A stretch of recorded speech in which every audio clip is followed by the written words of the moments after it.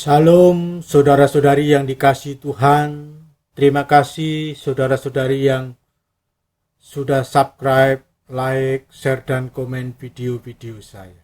Bagi yang belum, silahkan subscribe, like, share, dan komen video-video ini supaya memberkati banyak orang. Terima kasih, Tuhan Yesus memberkati. Firman Tuhan pada saat ini berjudul kabar terbaik bagi keselamatan. Saudara-saudari yang dikasihi Tuhan, kita semua manusia berada di dalam kabar yang terburuk, yaitu bahwa kita, manusia berdosa, akan dihukum di neraka kekal. Inilah kabar terburuk yang sedang kita semua alami. Semua manusia yang berdosa pasti akan dihukum di neraka kekal. Satu kepastian bagi Tuhan akan menghukum manusia yang berdosa di dalam nerakanya, tempat penyiksaan selama-lamanya. Saudara yang dikasihi Tuhan, inilah kondisi kita sekarang. Kita harus mengetahui kondisi ini. Kita harus tahu dulu kabar terburuk yang pasti menimpa kita. Karena kita berdosa, pasti akan kita rasakan penderitaan-penderitaan di neraka kekal karena dosa-dosa itu. Inilah kabar terburuk. Inilah kondisi kita. Dan karena itu kita membutuhkan kabar terbaik bagi kita. Sebelum kita melihat kabar yang terbaik bagi keselamatan kita, kita akan menyelidiki lebih dalam dulu kabar yang terburuk, supaya kita mengerti dengan tepat dan sehingga kita bisa meresponi itu. Bagaimana kita dapat beroleh keselamatan kekal di surga. Dan Injil, saudara-saudari yang dikasihi Tuhan, Injil yang berarti kabar baik adalah kabar yang terbaik. Kabar terbaik yaitu Yesus menjamin pengampunan dosa dan hidup kekal setiap orang yang percaya. Baik kabar yang terburuk bagi kita maupun kabar yang terbaik bagi kita akan kita pahami slide demi slide di dalam renungan ini. Manakah kabar yang baik bagi manusia berdosa? Coba saudara renungkan dua bagian ini. Dua kolom ini. Manakah kabar yang terbaik, kabar baik bagi kita manusia yang berdosa yang pasti akan dihukum di neraka? Ada kabar, agar manusia bisa masuk surga, manusia harus berbuat baik, memenuhi syarat-syaratnya. Jika tidak, maka Allah pasti menghukum mereka di neraka yang kekal. Apakah itu kabar baik? Jelas kita kurang senang dengan kabar seperti itu. Kita sedih. Sebaliknya, di bagian yang satunya, yang berwarna ungu di situ, Allah mengasihi dan menyelamatkan manusia dari hukuman dosa di neraka kekal melalui penebusan Yesus. Jadi saudara-saudari yang dikasihi Tuhan, kabar yang terbaik bagi kita itu melalui penebusan Yesus. Di situ ada kabar terbaik, ada pengampunan dosa, ada jaminan hidup kekal. Marilah saudara, kita akan menyelidiki lebih lanjut perenungan kita akan firman Tuhan ini. Kabar buruknya bahwa syarat masuk surga itu baik 100%. Kita tadi kondisi kita adalah manusia berdosa. Ya, semua kita, semua yang ada di dunia ini berdosa. Tidak peduli apapun agamanya. Mereka adalah orang-orang yang berdosa menurut standar Tuhan. Dan dosa itu sejak Adam dan Hawa. Kita ingat dosa Adam dan Hawa punya satu dosa saja. Namun Tuhan menghukum mereka. Tuhan melarang Adam dan Hawa memakan sebuah buah di Taman Eden. Itu dicatat di dalam kitab Taurat. Kejadian pasal yang ketiga di sana. Dan ketika Adam dan Hawa melanggar satu larangan Tuhan, Tuhan menghukum mereka. Hukumannya bahwa mereka diusir dari Taman Eden itu. Mereka akan mengalami kematian. Nah, saudara-saudari yang dikasihi Tuhan, bukan saja kematian jasmani, tetapi juga kematian kekal di neraka. Juga kematian relasi dengan Allah yang terputus. Awalnya hubungan manusia yang belum berdosa dengan Allah begitu baik. Namun ketika manusia berdosa, maka mereka putus hubungan dengan Allah. Dan untuk kembali kita menikmati relasi dengan Allah, untuk kita bisa menikmati masuk surganya, bertemu dengan Allah, maka syaratnya adalah baik 100%. Mentaati seluruh perintah Tuhan dan menjauhi seluruh larangan Tuhan. 100%. Sanggupkah kita melakukan itu? Bukankah di awal kita sudah berdosa? Berdosa berarti kita melanggar perintah dan larangan Tuhan. Berdosa berarti kita tidak mentaati Tuhan. Artinya kebaikan kita tidak mencapai 100%. Tidak mencapai 100% berarti kita punya dosa. Dan ketika kita punya dosa, kita pasti akan dihukumnya di neraka. Karena itu ketetapan Tuhan. Sebagaimana Tuhan menghukum dosa Adam dan Hawa. Walaupun cuma satu. Satu saja dihukum oleh Tuhan. Berarti Tuhan yang Maha Suci menghendaki kita tidak boleh berdosa. Menghendaki kita jika mendekat kepadanya, jika ingin bertemu dengan Tuhan di surga, hidup di dalam kesucian, kekudusan, ketaatan 100%. Sanggupkah kita? Bisakah kita? Jelas tidak bisa. Setiap orang punya dosa. Walaupun mereka tidak merasa berdosa, Tuhan mengetahui dosa-dosa mereka. Mulai dari pikiran, dari hati, dan dari tindakan. Kita punya pikiran yang kotor, pikiran yang jahat terhadap orang lain, pikiran iri, pikiran benci, pikiran yang tidak sesuai dengan firman Tuhan, tidak sesuai dengan kehendak Tuhan, tidak sesuai dengan maksud-maksud Tuhan. Lalu hati kita membenci orang, hati kita tidak suka kepada kebenaran, hati kita banyak macam-macam yang jahat, hati kita marah kepada orang tanpa sebab, hati kita iri, hati dengki, dan lain sebagainya. Dan semua dosa dari pikiran, dari hati, dari kehendak kita mewujud di dalam tindakan dan perbuatan. Dan itu dosa. Tuhan tahu dan semuanya terang benderang di mata Tuhan semua dosa kita. Nah, saudara-saudari yang dikasihi Tuhan, sekarang ini zaman internet, kita selalu tergodai untuk melihat pornografi di sana.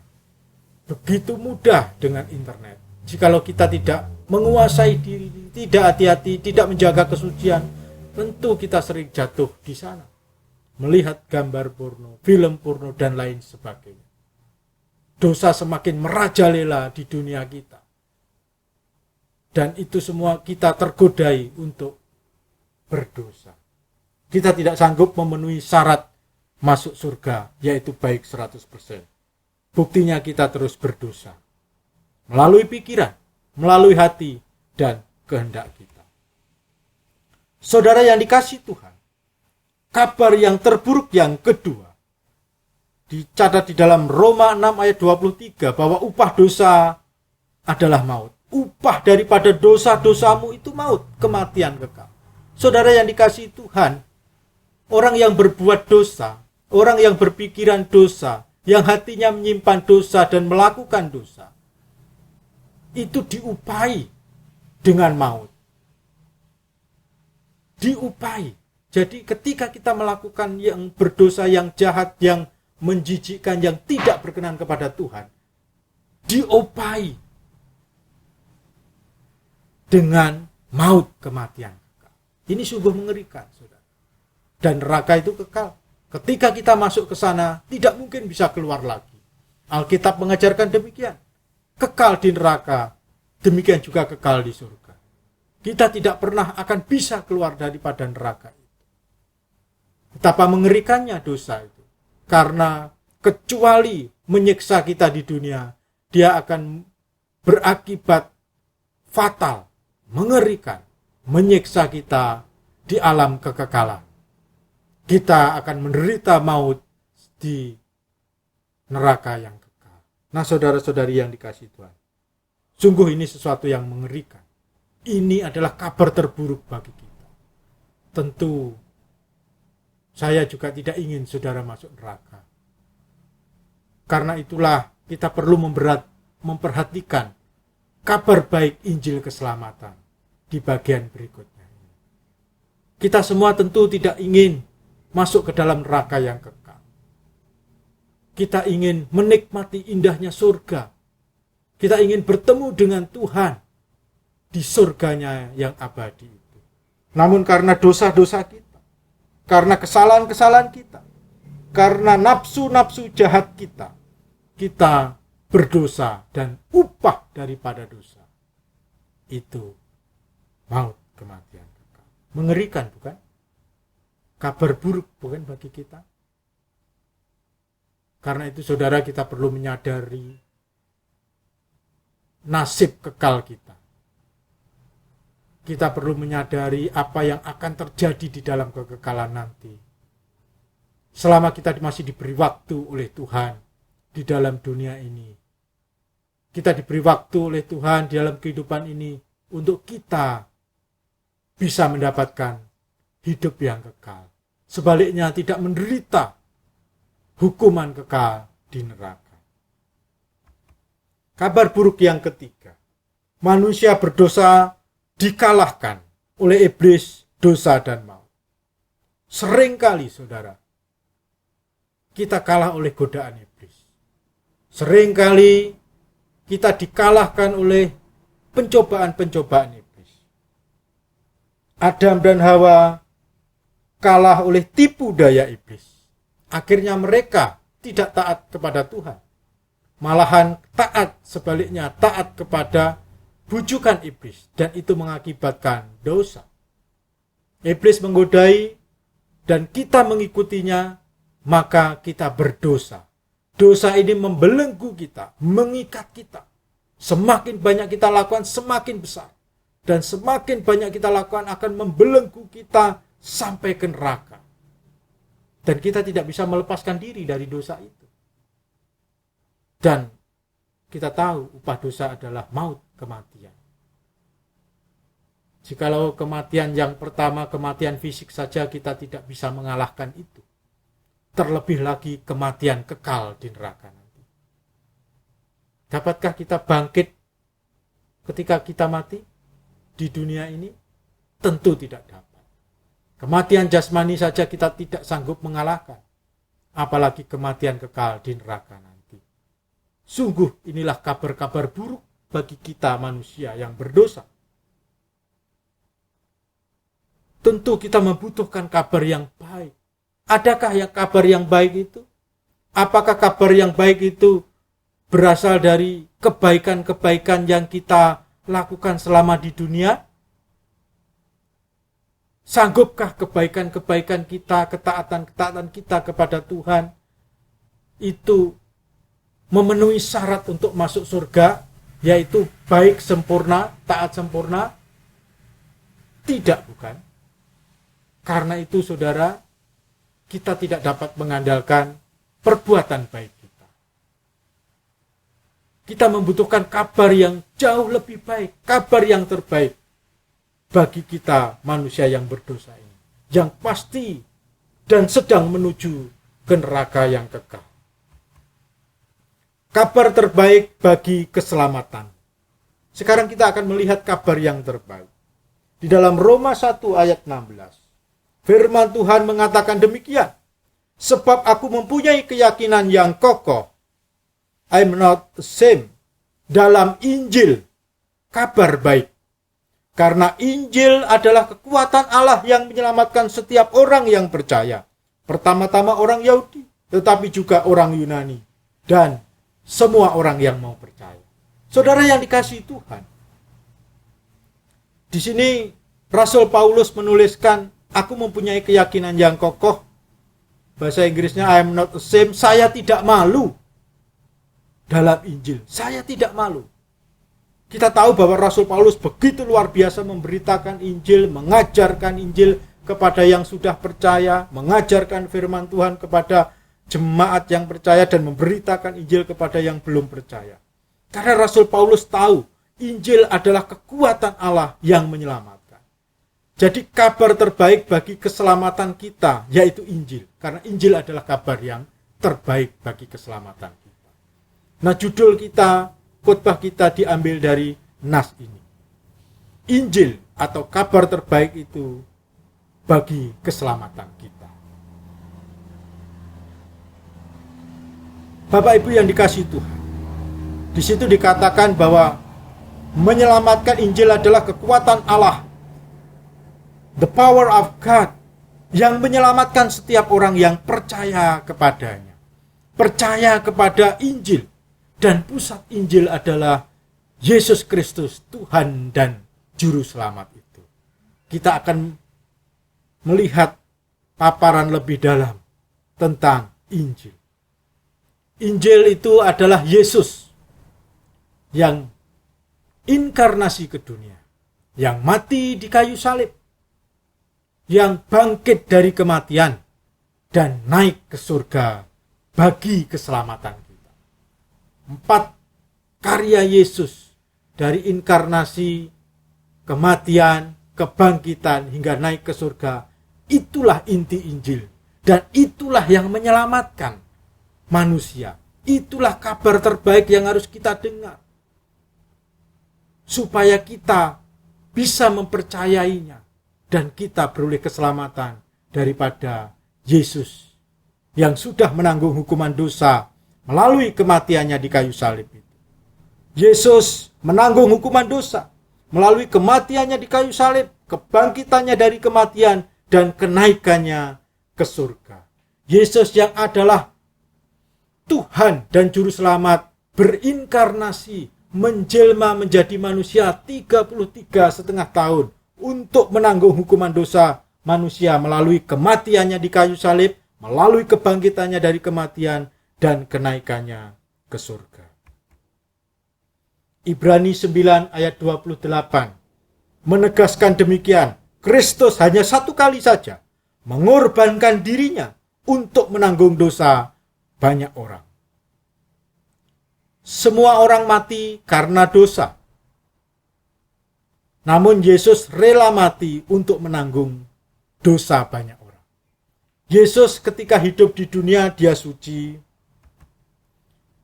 Dia tidak berdosa. Dia mengalahkan segala godaan iblis. Jadi kabar baik daripada inkarnasi Yesus, menjelmanya Yesus yang adalah Allah menjadi manusia, yaitu Yesus membuktikan keilahiannya dengan mengalahkan godaan iblis. Kita tahu di dalam Matius 4 ayat 1-11, saudara bisa baca di sana. 3 kali iblis menggodai Yesus, namun Yesus tidak mau mentaati satupun. Malah Yesus mengalahkan iblis dengan mengutip firman Tuhan. Nah, saudara-saudara yang dikasihi Tuhan, suatu saat nanti di akhir zaman, Tuhan Yesus sendiri akan menghukum iblis. Nah, kalau di Matius 4 ayat 1-11, Yesus mengalahkan godaan iblis. Namun, nanti di akhir zaman Yesus juga akan mengalahkan si iblis itu sendiri. Oknum iblis itu sendiri akan dikalahkan dan akan dihukumnya di neraka yang kekal. Ketika jadi manusia, Yesus hidup suci. Dia tidak dapat digodai oleh iblis. Dia tidak dapat dikalahkan oleh pencobaan dan godaan iblis. Dan dia mengalahkan kuasa dosa. Dicatat di dalam 2 Korintus 5 ayat 21, Ibrani 4 ayat 15. Saudara bisa baca di sana kesaksian Alkitab tentang kesucian Yesus. Nah, di sini bedanya Yesus dengan manusia pada umumnya. Manusia pada umumnya mudah sekali digodai oleh iblis, jatuh dalam dosa. Dimulai dari Adam dan Hawa. Kita semua begitu. Kita mudah jatuh dalam dosa. Kita mudah digodai oleh iblis. Sehingga kita jatuh dan jatuh dan jatuh. Dan sering kali kita jatuh ke dalam dosa. Namun Yesus hidupnya suci ketika di dunia. Yesus yang suci inilah yang layak menjadi korban pengganti hukuman dosa-dosa manusia. Yesus yang suci, yang tidak layak mati, rela mati menanggung hukuman dosa-dosa manusia. Kalau manusia hukuman dosanya tidak ditanggung oleh Yesus, maka manusia itu sendiri yang akan menanggungnya. Artinya mereka akan menderita di dalam neraka yang kekal. Nah, Yesus mengasihi manusia. Yesus tidak ingin manusia itu binasa kekal di neraka karena dosa-dosanya. Maka Yesuslah yang menanggung hukuman dosa itu. Kabar baik daripada penyaliban Yesus. Ketika Yesus mati di kayu salib, Yesus mati dan caranya adalah melalui penyaliban. Kematian Yesus itu menggantikan kematian kekal manusia karena dosa-dosanya. Yesus rela mati untuk menanggung hukuman dosa manusia. Kematian Yesus menggantikan kematian kekal manusia akibat dosa-dosa mereka. Ini kabar baik bagi kita. Yesus mau menggantikan, Yesus rela menanggung hukuman dosa kita. Apakah saudara mau menanggung hukuman dosa orang yang saudara kasih? Mungkin suami, istri, anak-anak, anggota keluarga, atau pacar? Menanggung dosa, hukuman dosa mereka di neraka? Tidak mau, bukan? Seandainya pun saudara mau, saudara tidak layak menanggung dia. Kenapa? Karena saudara juga punya dosa. Jadi orang berdosa tidak bisa menggantikan orang berdosa. Karena sama-sama dosa akan sama-sama dihukum di neraka. Berbeda dari Yesus Kristus. Dia suci, dia tidak berdosa, maka dia menanggung hukuman dosa manusia yang berdosa. Yang suci menanggung yang berdosa. Itu layak. Nah, inilah bedanya Yesus dengan manusia pada umumnya. Ketika Yesus menjadi manusia, dia mati, rela mati, menanggung, membayar hukuman dosa manusia, yaitu kematian kekal dengan kematiannya di kayu salib itu. Lalu Yesus bangkit pada hari yang ketiga. Kebangkitannya dari kematian menjamin kebangkitan kita untuk beroleh hidup kekal. Jadi orang yang percaya Yesus dibangkitkan untuk memperoleh hidup kekal. Yang tidak percaya Yesus di akhir zaman juga dibangkitkan. Namun mereka akan dibinasakan kekal di neraka karena dosa-dosanya. Jadi kebangkitan Yesus dari kematian membuktikan Yesus mengalahkan maut. Mengalahkan kematian. Hei maut, di manakah sengatmu? Hei maut, di manakah kekuatanmu? Maut yang mengalahkan semua manusia. Maut yang mengalahkan orang-orang besar di dunia, tokoh-tokoh di dunia. Tapi maut tidak sanggup mengalahkan Yesus. Buktinya Yesus bangkit mengalahkan maut. Dan kebangkitan Yesus menjamin kebangkitan umatnya untuk beroleh hidup kekal di surga. Dan setelah Yesus bangkit dari kematian, Yesus kembali ke surga. Dia naik ke surga. Kenaikan Yesus menjamin kita masuk surganya. Kita akan, umatnya yang percaya kepada dia juga akan naik ke surga. Bukan turun ke neraka, melainkan naik ke surga. Yesus sendiri yang akan membawa kita ke sana. Ini luar biasa. Inilah kabar baik. Seorang penjahat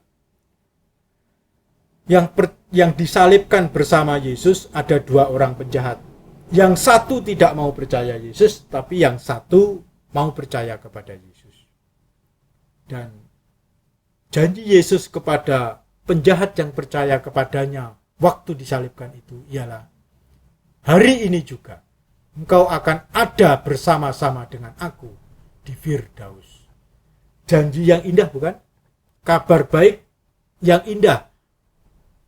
Kabar terbaik bagi orang berdosa yang mau percaya kepada Yesus. Penjahat itu diampuni dosanya dan dijanjikan oleh Tuhan hari itu juga bersama dengan dia di Firdaus. Dialah orang pertama yang diselamatkan melalui penyaliban Yesus itu. Nah, Bapak Ibu yang dikasihi Tuhan, saudara-saudari yang dikasihi Tuhan, inilah kabar baik. Kabar baik itu adalah Yesus yang rela menanggung hukuman dosa kita. Yesus yang bangkit mengalahkan kematian. Yesus yang naik ke surga karena dia berasal dari sana untuk menjamin kita masuk surganya. Kabar baiknya lagi bahwa mereka yang ada di dalam Yesus, mereka yang percaya kepada Yesus, yang hidupnya percaya, dibuktikan dengan ketaatan kepada Yesus, maka tidak ada penghukuman bagi mereka. Roma 8 ayat 1 sampai 2 memberikan kepada kita kabar baik yang luar biasa.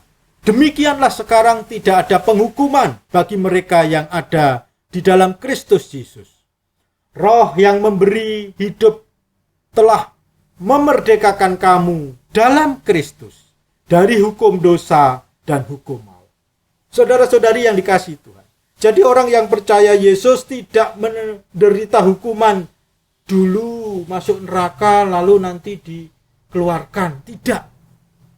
Mereka tidak mengalami itu. Mereka langsung masuk ke dalam surganya. Di dalam iman Kristen tidak ada masuk neraka dulu, lalu setelah itu, setelah disucikan dosanya, lalu masuk surga. Tidak. Karena Yesus sudah menyucikan, Yesus sudah membersihkan, Yesus sudah mengampuni, maka kita menjadi umat yang suci. Umat yang sudah disucikan, dibenarkan, dikuduskan oleh Yesus. Dan Yesus sendiri yang menjamin kita akan langsung naik ke surga. Tidak ada penghukuman bagi mereka yang ada di dalam Kristus. Mereka dimerdekakan, dibebaskan dari hukum dosa dan hukum maut. Puji Tuhan. Haleluya. Karena kabar baik bagi kita orang berdosa yang percaya kepada Yesus, tidak ada penghukuman. Setelah kita meninggalkan dunia ini masuk ke alam kekekalan, kita tidak menderita penghukuman. Baik yang sifatnya sementara, terlebih yang kekal. Karena Kristus menjamin kita langsung masuk surganya. Inilah kabar yang baik. Kabar yang terbaik bagi kita manusia yang berdosa. Ini ada ilustrasi penyelamatan. Ilustrasi penebusan. Ilustrasi keselamatan yang dikerjakan Yesus. Ini satu kisah nyata. Yaitu ada seorang TKW bernama Satina. Dia dituduh membunuh kalau tidak salah menurut berita itu adalah majikannya. Begitu. Di Arab Saudi TKW. Dan menurut hukum di sana, maka Satina ini juga harus dihukum mati. Dihukum pancung di sana. Atau dia membayar denda diat 21 miliar supaya dia bisa bebas. Pilihannya dia mau dipancung untuk membayar bayar itu tadi kesalahannya yang membunuh majikannya, atau dia membayar 21 miliar biar dia bebas. Nah, Satinah ini orang miskin, tentu kekayaannya tidak sampai 21 miliar. Kalau dijual rumahnya, tanahnya, sawah dan ladangnya, ternaknya mungkin, kambing sapinya, atau kekayaan-kekayaan yang lainnya yang dia miliki, tentu jumlahnya tidak sampai 21 miliar. Jadi sangat kurang. Mungkin 1 miliar pun tidak ada kekayaan Satinah ini. Kalau begitu, tidak ada harapan untuk membebaskan Satinah dari hukuman mati. Puji Tuhan, syukurnya bersyukur karena pemerintah Indonesia yang menyelamatkan Satinah dengan membayar dia 21 miliar itu. Jadi pemerintah Indonesia menjadi juru selamat dengan membayar 21 miliar itu. Karena Satinah sendiri tidak mampu untuk membayar itu. Apa yang dapat dilakukan oleh Satinah? Menerima pembayaran pemerintah Indonesia itu, atau dia, oh enggak, aku mau bayar sendiri. Padahal faktanya dia tidak punya uang sebesar itu, sebanyak itu. Satinah tidak bisa berbuat apa-apa, kecuali dia menerima kebaikan, penyelamatan dari pemerintah Indonesia itu yang membayar dendanya 21 miliar. Seperti itulah Yesus ketika dia rela mati di kayu salib, dia membayar hutang dosa kita. Saudara tahu bahwa hutang dosa kita harus dibayar dengan kematian kekal di neraka. Harus dibayar dengan maut. Dan Yesus rela membayar itu dengan nyawanya. Yesus rela menyerahkan kehidupannya. Dia mati menggantikan hukuman dosa yang seharusnya kita terima. Yesus menjadi penyelamat. Seperti pemerintah Indonesia menjadi penyelamat bagi Satinah. Terlebih lagi Yesus menjadi penyelamat bagi setiap orang, bagi seluruh manusia, jikalau mereka mau percaya dan taat kepada Dia. Seandainya tidak mau, ya mereka akan menanggung sendiri hukuman dosanya. Itulah keadilan Tuhan. Dan penyelamatan Yesus itu bukti daripada kasih Tuhan. Kasih Yesus. Dia mau menanggung hutang dosa, yaitu maut itu, dengan nyawanya. Yesus menjadi juru selamat bagi umat manusia. Ilustrasi penyelamatan lagi adalah seperti ini. Jikalau ada orang yang tenggelam di laut, dan di laut itu ada hiu yang akan memakan orang itu. Sementara orang yang tenggelam itu sudah pingsan, dan dia tidak bisa bergerak, tidak bisa berenang, dan dia tidak sadar karena dia pingsan. Bagaimana menolong orang itu? Apakah dikirimi buku Pintar Berenang supaya dia bisa membaca buku itu, lalu dia berenang dengan cepat ke pinggir supaya selamat? Tidak. Buku Pintar Berenang di sini menggambarkan aturan-aturan, menggambarkan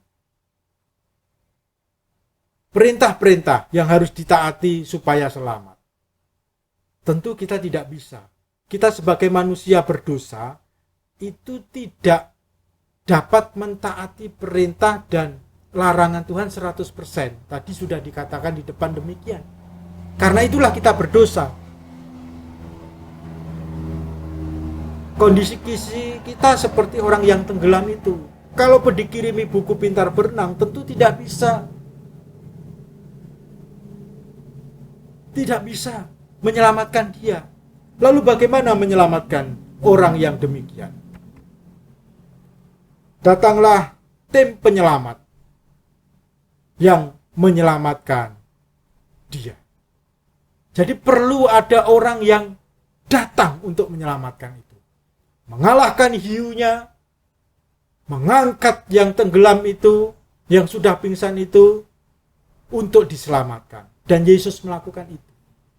Kita sebagai orang berdosa, kita tidak bisa mengalahkan iblis, godaan iblis, tidak bisa mengalahkan kuasa dosa, dan tidak bisa mengalahkan kematian.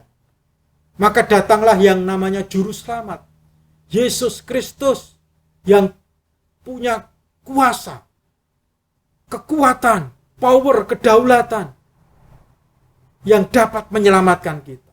Yesus mengalahkan iblis, Yesus mengalahkan kuasa dosa, dan Yesus mengalahkan kuasa maut. Dia membebaskan dan menyelamatkan manusia berdosa itu. Sehingga manusia berdosa itu tidak binasa, melainkan beroleh hidup yang kekal di dalam dia. Itulah yang dilakukan Yesus. Itulah kabar baik bagi kita. Kabar baik, jaminan keselamatan daripada Yesus. Di dalam Yohanes 11 ayat 25-26. Yesus berkata, "Akulah kebangkitan dan hidup. Barang siapa percaya kepadaku, ia akan hidup walaupun ia sudah mati. Dan setiap orang yang hidup dan yang percaya kepadaku tidak akan mati selama-lamanya." Percayakah engkau akan hal ini? Nah, Bapak Ibu Saudara yang dikasihi Tuhan, Yesus sendiri bukan saja mengaku sebagai kebangkitan dan hidup, tetapi dia membuktikan itu dengan bangkit dari kematian. Dan karena itulah dia memberikan hidup kekal kepada setiap orang yang mau percaya kepadanya. Hidup kekal dijaminnya. Yesus sudah menanggung hukuman dosa manusia melalui kematiannya di kayu salib, mengalahkan kuasa dosa di sana, mengalahkan godaan iblis, lalu Yesus bangkit dari kematian, mengalahkan maut. Dia sendiri sudah mengalahkan maut, maka dia berkuasa untuk membebaskan kita dari maut. Sehingga orang yang percaya kepada dia akan tetap hidup selama-lamanya. Hidup kekal di surga bersama dia. Akan menikmati kemuliaan, keindahan, sukacita yang abadi bersama dia. Inilah kabar baik bagi saudara. Jikalau saudara ingin bebas daripada hukuman kekal di neraka karena dosa-dosa saudara, maka saudara wajib percaya kepada Tuhan Yesus. Tuhan Yesus berkuasa untuk menyelamatkan saudara, menjamin saudara tidak akan dihukum di neraka kekal. Karena Yesus berkuasa mengampuni, menyucikan hidup saudara, sehingga saudara beroleh pengampunan dosa dan jaminan hidup kekal daripada Tuhan Yesus Kristus. Sehingga kita bisa masuk surga dijamin oleh dia. Inilah kabar baik bagi saudara. Keputusan ada di tangan saudara untuk mau menerima kabar baik anugerah keselamatan ini atau menolaknya. Kalaupun menolak, saudara tetap akan menanggung hukuman dosa saudara sendiri di neraka kekal. Jikalau saudara menerima anugerah keselamatan, pengampunan dosa dan jaminan hidup kekal daripada Tuhan Yesus, maka saudara menerima kabar baik itu dan saudara pasti diselamatkannya. Dan saudara yang dikasihi Tuhan, percaya kita kepada Tuhan Yesus harus dibuktikan dengan ketaatan kepada Dia. Itulah iman yang benar, dan dengan demikian kita pasti akan diselamatkannya. Amin. Silakan saudara subscribe, like, komen, dan share. Tuhan Yesus memberkati.